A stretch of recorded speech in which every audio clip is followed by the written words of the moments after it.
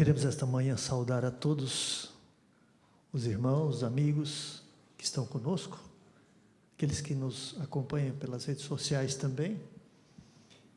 Que a graça de Cristo, que o amor de Deus e a comunhão do Espírito Santo estejam com todos nós. Amém? A cruz de fato deveria ser sempre motivo da nossa meditação.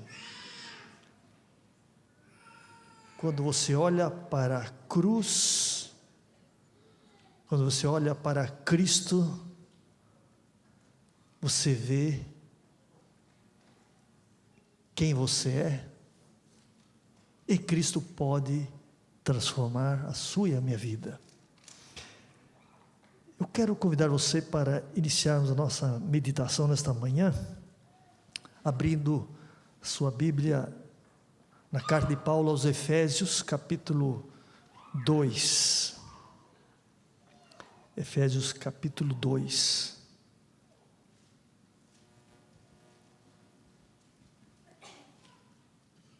O verso 1, 4 e 5. Ele vos deu vida, estando vós mortos nos vossos delitos e pecados. Mas Deus, sendo rico em misericórdia, por causa do grande amor com que nos amou, estando nós mortos em nossos delitos, nos deu vida juntamente com Cristo. Pela graça sois salvos. Amém? Aqui entra a preciosa graça, a graça divina. O mundo tem pregado a graça de uma forma bastante banalizada, pouco valorizada. E aliás, no ditado popular, quando é de graça, nem sempre se valoriza. Mas aqui entra o aspecto de salvação. Nós, diz o apóstolo Paulo, estamos mortos em nossos delitos e pecados. O pecado entrou nesse planeta e trouxe morte. O plano original de Deus é que todos os seus filhos tivessem vida eterna. Mas havia essa possibilidade de rejeitar a vida eterna. Infelizmente o pecado entrou no nosso planeta. E com a entrada do pecado veio a morte. E a morte eterna. E aí entra a graça divina. Ele, Deus, Jesus Cristo, o Espírito Santo, nesse plano divino já previamente preparado, trazem agora a graça, a salvação. Como é que o mundo religioso entende graça? Basta aceitar Jesus Cristo e ponto. É a graça. Nada mais precisa ser feito. Está correto dizer que nada pode ser feito para conseguirmos a salvação. Não, você não consegue fazer nada. Você pode ser bonito, feio, rico, pobre, estudado, menos estudado, ou criança, adulto, não importa. Por causa do pecado, todos nós estamos destituídos, segundo a Bíblia, da glória de Deus. Estamos destituídos. Há uma imagem que um colega lá em Curitiba pregou e que eu achei interessante, é como se o pecado é como se fosse o mar. Nessa plataforma, vocês já viram a plataforma petrolífera, né? Essa plataforma eles fazem em cima do mar, aquela plataforma tranquila, segura, onde ali é feito todo o processo de extração de petróleo e tudo mais. E ele usou essa ilustração: pecado é como se fosse o mar, todos nós, pecado, todos nós, morte, nossos delitos e pecados, sem solução nenhuma por nós, da nossa parte. E entra Jesus Cristo, Ele se oferece como que fazendo uma plataforma acima do nível do mar. E quando eu olho para Jesus, eu o reconheço como alguém que pode me salvar, alguém que pode tirar dos pecados, da vida de pecaminosidade. Então essa plataforma é colocada e denominada como justificação, a justificação pela fé. Pela fé eu aceito a graça de Cristo.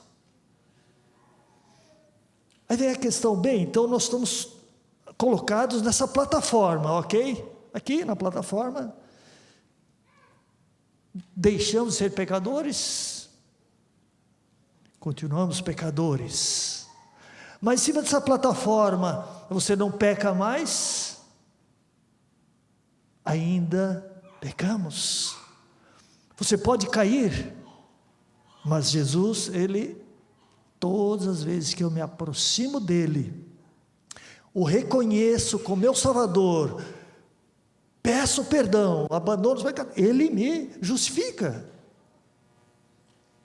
Esse é chamado a partir daí o processo de santificação. Agora existe também a possibilidade de eu pular da plataforma e não querer mais nada com Cristo, voltar para o mar de pecados, como muitas pessoas fazem. Eu posso pular fora da plataforma. E aí? Alguns pregam, bem, uma vez salvo, salvo para sempre. Isso não é bíblico. Não é bíblico, ou seja, eu posso pular fora da plataforma, mas eu vou precisar novamente de me aproximar de Cristo, da sua justificação. Mas essa graça, essa preciosa graça, ela está disponível a todos os seres humanos, sim ou não? A todos. Mas até quando? Até quando essa graça, essa preciosa graça vai estar à disposição do ser humano? Ou ela está? São só duas alternativas: por ocasião da volta de Cristo, ou se você ou eu morrermos antes, então eu não tenho mais disponível essa preciosa graça. Mas enquanto essa graça existe, nós temos oportunidade de salvação.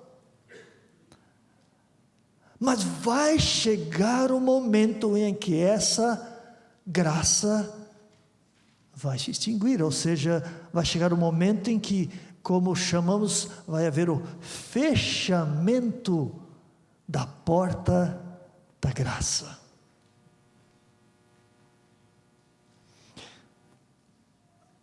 Testemunhos, primeiro volume de Testemunhos Seletos, a página 285, nos diz até quando?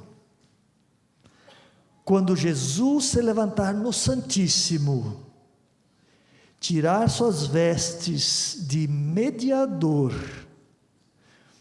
vestindo-se agora dos trajes de juiz, em lugar dos trajes sacerdotais, estará concluída a obra em prol dos pecadores.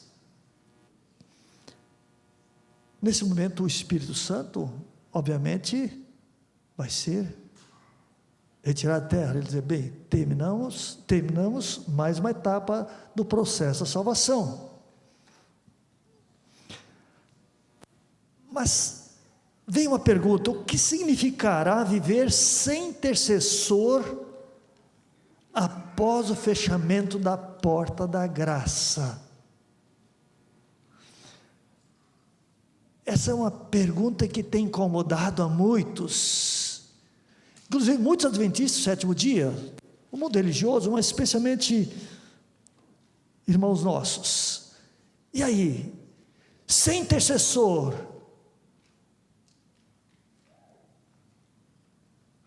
para entendermos essa pergunta, precisamos também entender uma segunda questão. Primeiro, precisamos entender qual que é a real obra de Cristo como nosso mediador no santuário celestial. Se entendermos isso, a gente não consegue entender a primeira questão. Qual é a obra de Cristo no santuário celestial hoje? Ele envia alguns itens. Primeiro, envia continuamente o Espírito Santo sobre o mundo para conversão. Convencer o mundo do pecado, da justiça, do juízo. Convencer aqueles que ainda não aceitaram a Cristo. Essa é uma das funções da obra de Cristo no santuário celestial. Segundo, ele envia continuamente o Espírito Santo para habitar na mente, no coração do ser humano. O Espírito Santo está sempre, continuamente tentando nos orientar, você e a mim, tentando nos insistir, mostrar, esse é o caminho, andai por ele. Terceiro aspecto, quando os crentes confessam seus pecados, abandonam seus pecados, Jesus escreve na frente daquele pecado a palavrinha chave: perdoado.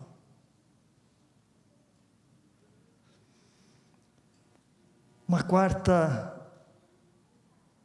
atuação de Cristo: ele continuamente cobre seu povo com seu manto de justiça, para o seu povo se apresentar diante de Deus sem pecado, mesmo ainda sendo defeituosos e pecadores.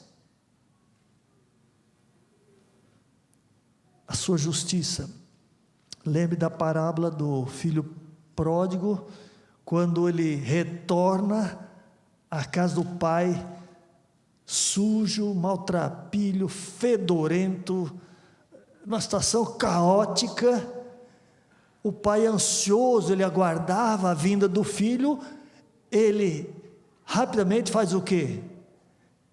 Pega e cobre-o com manto especial, de tal forma que aqueles farrapos, aquela sujeira, não apareciam. Por quê? Porque ele o cobriu com aquele manto. Não que os farrapos não existissem ali, estavam ali dentro. E quando Jesus nos cobre com o seu manto de justiça, não significa que nós não sejamos mais pecadores, mas ele nos coloca diante de Deus e diz: a minha graça, ela faz a diferença. Ele aceitou o meu sacrifício. Uma quinta questão: Jesus concede àqueles que creem poder para vencer o pecado. Uma sexta atuação de Cristo no santuário celestial: ele responde todas as orações dos seus filhos, todas. Algumas vezes ele diz sim, outras vezes ele diz não, outras vezes ele espera um pouco, e esse pouco, espere um pouco, pode ser algumas horas, alguns dias, semanas, ou pode ser meses ou anos, mas eles esperem.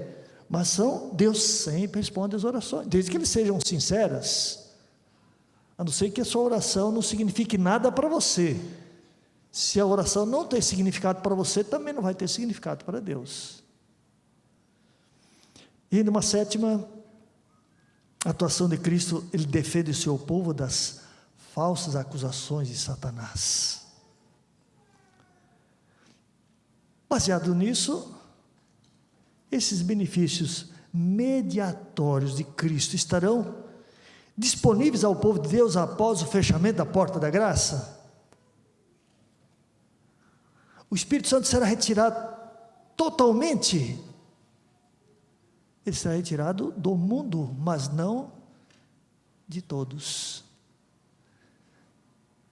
Era uma questão que por muito tempo eu não entendia. Eu ficava também agoniado. Mas então o Espírito Santo vai estar... Aí vem aquela expressão, angústia de Jacó. Então você vai ficar De fato, Jacó, ele lutou com Deus.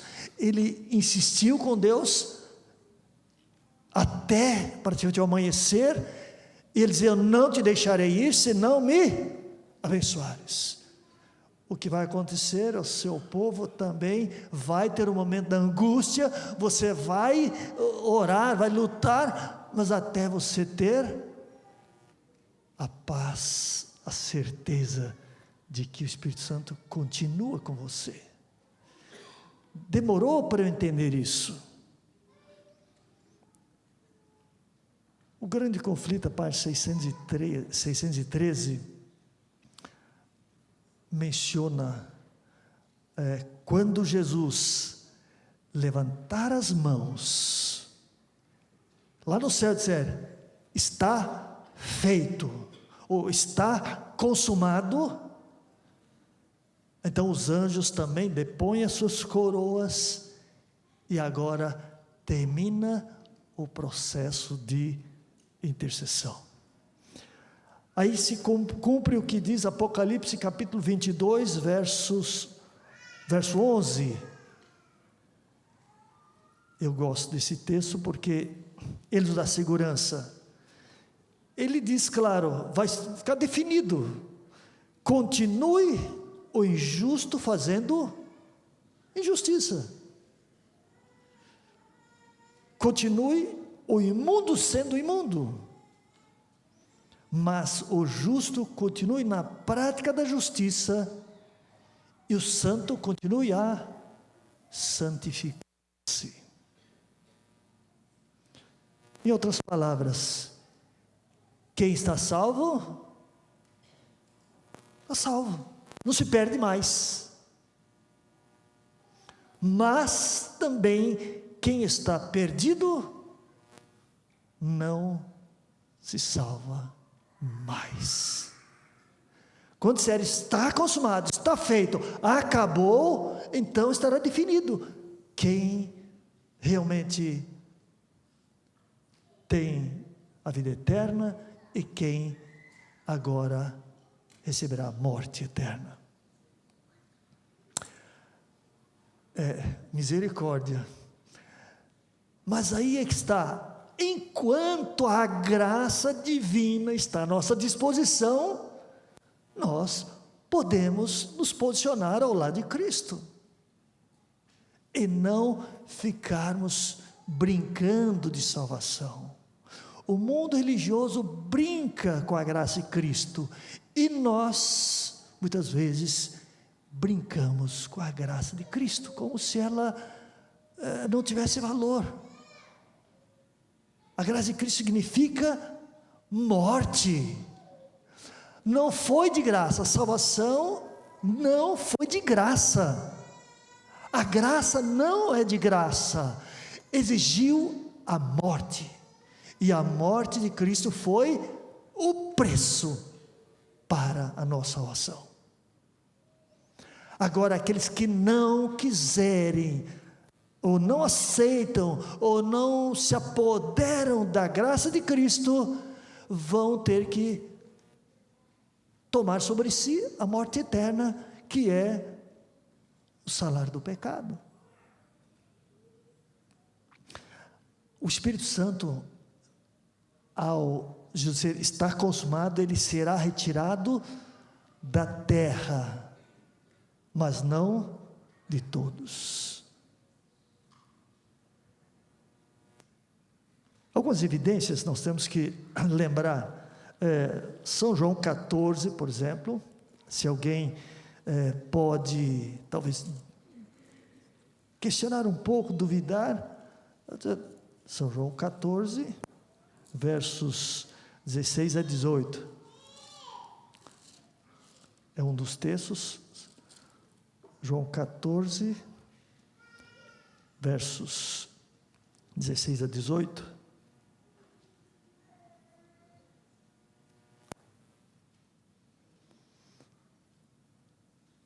Eu rogarei ao Pai, promessa de Jesus, antes de voltar ao céu.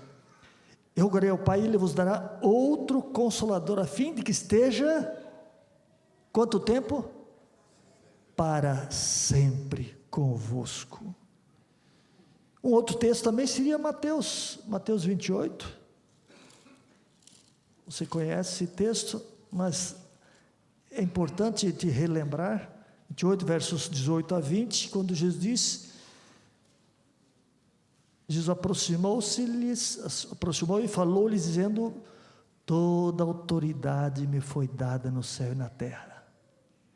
Ide, portanto, fazei discípulos de todas as nações, batizando-os em nome do Pai, do Filho e do Espírito Santo, ensinando-os a guardar todas as coisas que eu vos tenho ordenado.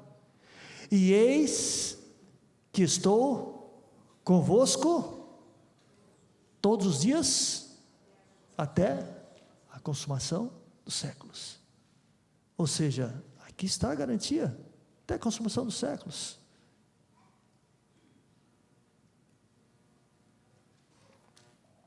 Como devemos viver hoje? É claro que o livro de ensinos, a página 112, diz que hão de receber o selo do Deus vivo e ser protegidos no tempo de angústia, devem refletir completamente a imagem de Deus. Se nós queremos receber o selo de Deus vivo, ou seja, você, ao aceitar o Espírito Santo, você é batizado com o Espírito Santo, você recebe o selo da promessa, mas precisamos refletir a imagem, ou completamente a imagem de Deus, completamente a imagem de Deus. Alguns dizem, mas é impossível, não está falando que você é perfeito, é viver refletindo a imagem de Jesus. Ou seja, você está na presença de Jesus, você reflete a imagem de Jesus. Será que estamos nós refletindo a imagem de Jesus hoje, em nosso dia a dia? É comum, isso não é tão comum, né? Mas muitas vezes pessoas olham para você, eu vi que você é diferente. Essa semana foi um rapaz lá, técnico para a internet, lá para consertar a internet, estava com um problema. Eu recebi bem claramente, tal, eu ofereci algo para ele tomar, e aí no final, você quer um livro de presente? Ah, sim, eu quero. Eu dei o grande conflito. Ele olhou, eu vi que tinha uma coisa diferente, eu percebi que... Sabe, você não pode perder a oportunidade de alguma forma, compartilhar Jesus, refletir Jesus.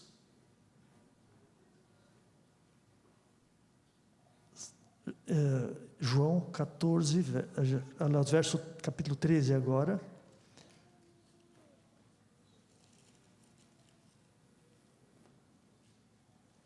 Capítulo 13, versos 34 e 35.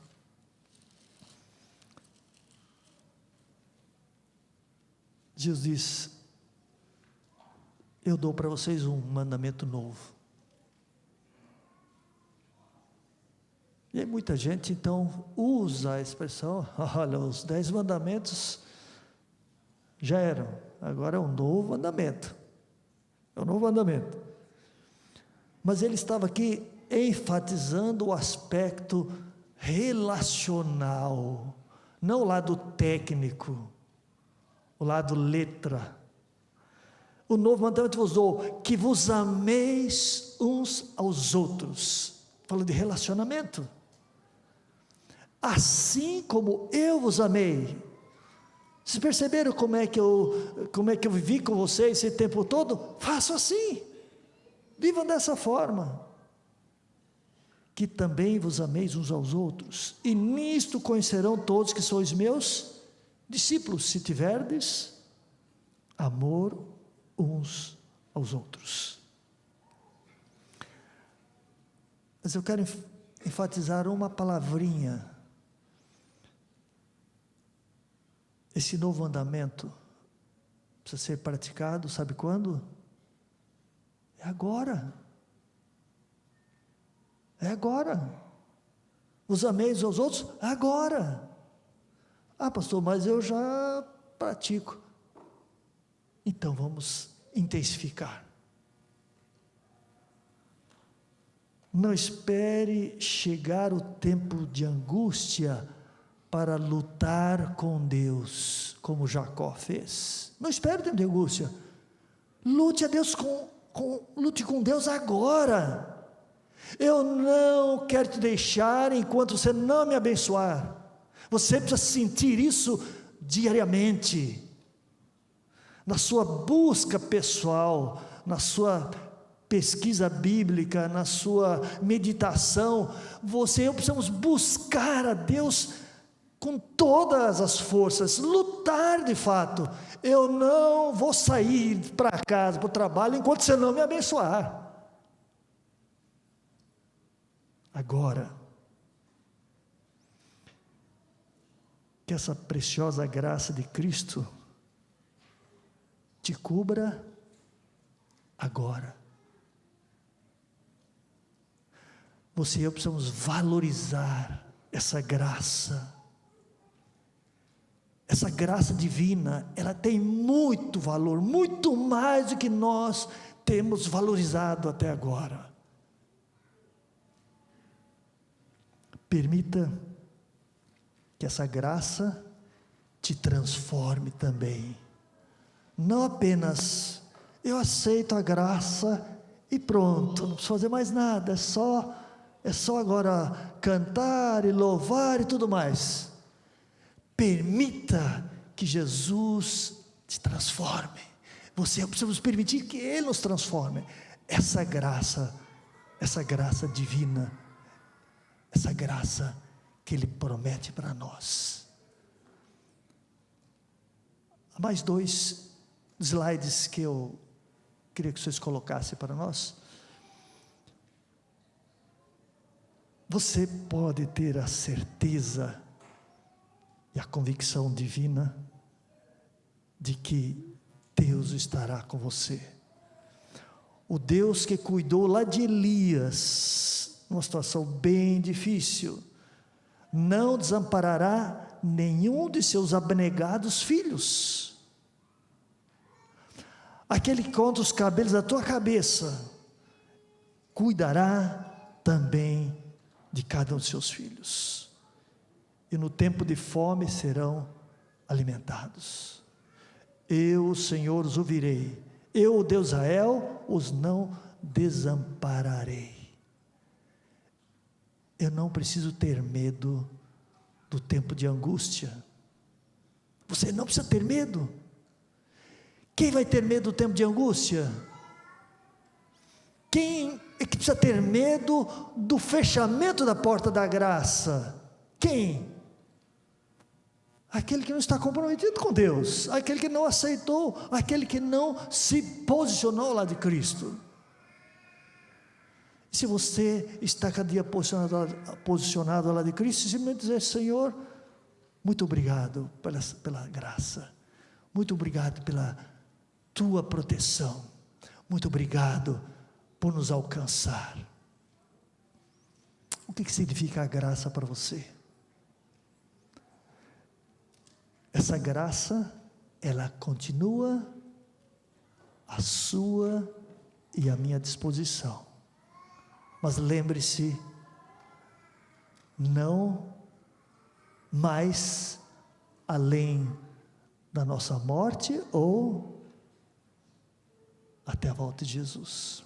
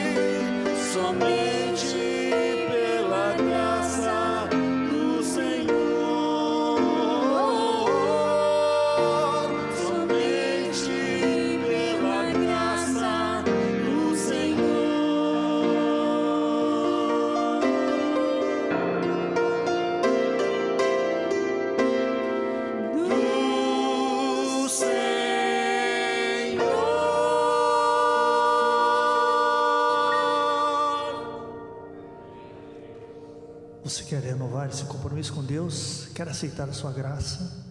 Coloque-se de pé, vamos orar, para que Deus de fato nos transforme cada dia. Querido Pai, aqui estamos na Tua presença para te agradecer pelo presente que recebemos por meio de Jesus Cristo. Hoje temos novamente direito ou acesso à vida eterna pela graça, pelo sacrifício de Cristo. Por favor, ajuda-nos a nos apropriarmos desse benefício, preparando-nos devidamente para vivermos contigo a eternidade. Abençoe cada um de nós que aqui estamos, cada criança, cada jovem, cada adulto, cada filhinho teu, que com sinceridade te adora e te aceita. Abençoa-nos ao sairmos daqui, ungindo-nos com o Espírito Santo. Nós te pedimos em nome de Jesus. Amém.